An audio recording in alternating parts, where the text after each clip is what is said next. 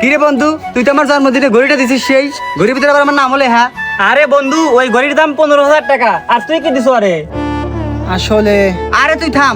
আরে ও আমার favourite colour shirt pant আমাকে গিফট করছে। আসলে বন্ধু আমার কাছে সেরকম টাকা ছিল না, তাই কাপড় কিনে দর্জির কাছে শার্ট প্যান্ট বানাই দিছি। এই বিষয়টা তোরা প্লিজ বন্ধু মজা করিস না। আরে তুই পাগল হচ্ছিস নাকি? কি বলিস এসব? আর এসব কথা তোর মাথার মধ্যে আসলে কি হবে? আরে আমরা তিনজন বন্ধু, আমাদের বন্ধুত্ব কোনো স্বার্থের জন্য নাকি? শালা মারবো টেনে এক চর। হ্যাঁ তাই তো, তুই এখন আমাদের সামনে কথা দে, তুই ভবিষ্যতে আর এরকম কথা বলবি না। সরি রে, আমি মনে করছি তোরা আমাকে বুঝতে পারবি না। আমি আর কোনো সময় এরকম কথা বলবো না। আচ্ছা এসব কথা বাদ দে, কাপড়টা তো অনেক সুন্দর আছে। কোন দোকান থেকে নিছিস? মোল্লা কাকার দোকান থেকে নিছি। আর ওই দোকানে সাদা কাপড়ের ভালো কালেকশন আছে, দামেও খুব কম। আচ্ছা, মোল্লা কাকার দোকান। নাম কি ওই দোকানের? মোল্লা নাসিরউদ্দিন কাপুর স্টোর। কাপড়ে কাপড়? এই শালা পাগল নাকি?